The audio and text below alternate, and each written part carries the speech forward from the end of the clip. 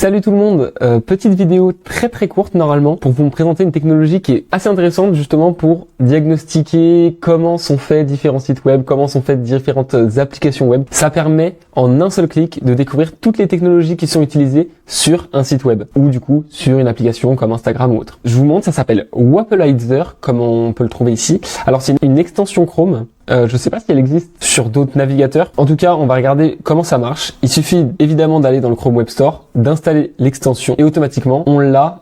Du coup, si on utilise Google Chrome, évidemment elle est en haut à droite. Enfin bref, vous savez comment utiliser une extension, j'espère. Et ensuite, on va sur n'importe quel site. Donc là, imaginons, je vais sur la documentation de React. J'ai juste à aller cliquer sur l'extension Wapelizer ici et automatiquement on voit tout ce qui est utilisé. Donc peut-être que vous connaissez déjà, mais en tout cas, ça vous permet vraiment de comprendre toutes les technologies, toutes les briques de technologie qui sont utilisées.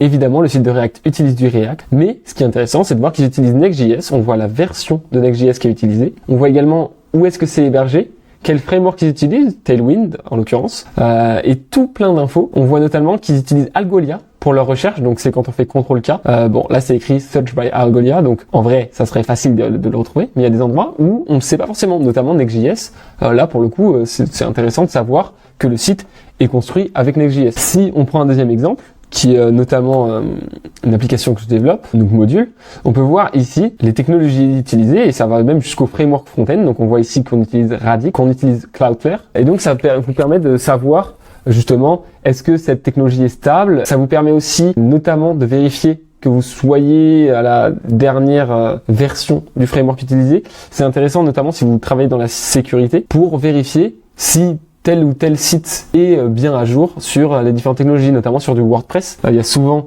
des vulnérabilités qui sont trouvées. Donc savoir dans quelle technologie est fait le site, c'est tout de suite plus intéressant. Un autre cas d'usage, c'est également de savoir si vous travaillez pour un client en tant que freelance. Si on vous propose une mission, de savoir instantanément comment est fait le site web. Moi, ça m'a sauvé dans pas mal de cas. On m'a demandé si telle ou telle chose était faisable sur leur site web. Avant de dire oui avec des grosses prises de risque, il suffit juste d'aller sur le site. Imaginons, je vais sur le site de Framer, où on sait évidemment comment a été construit le site. En l'occurrence, je veux la page du site Framer. Et votre client, qui est Framer, vous dit « Ah, j'aimerais bien faire telle ou telle modification ». Sauf qu'on ne sait pas en quoi est fait le site. Donc, il suffit juste de cliquer sur Wapelizer. On voit que le site est fait notamment avec... Ils ont changé, ils l'ont fait en Next.js. Ah, ok.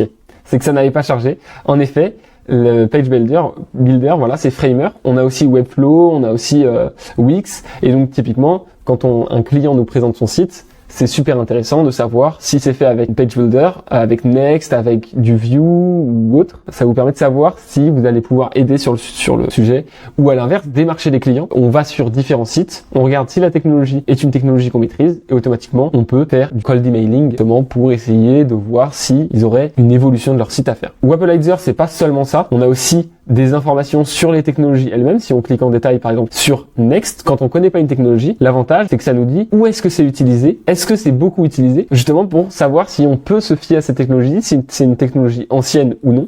Moi, j'ai découvert pas mal de technologies, justement, comme ça, en cliquant, en faisant mon curieux. Et là, on peut voir notamment Next.js qui est extrêmement utilisé évidemment via ChatGPT, même si je crois qu'ils ont changé très récemment. Si on va sur ChatGPT, il me semble que ce n'est plus du Next. Voilà, ils sont passés sur Remix, donc du coup ça va. Normalement les stats devraient changer récemment. C'est ce qui me semblait. Et voilà, Spotify.com notamment qui est sur du Next. Et voilà, et donc ça permet de découvrir plein de petites technologies. Wapelizer eux-mêmes, du coup, on peut les analyser.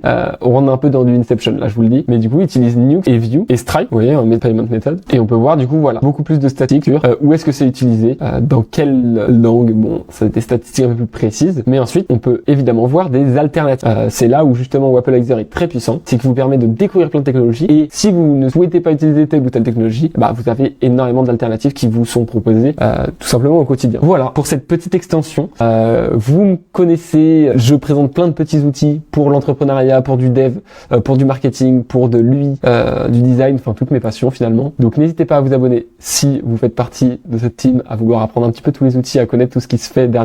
Et on se dit tout simplement à la prochaine. Ciao tout le monde.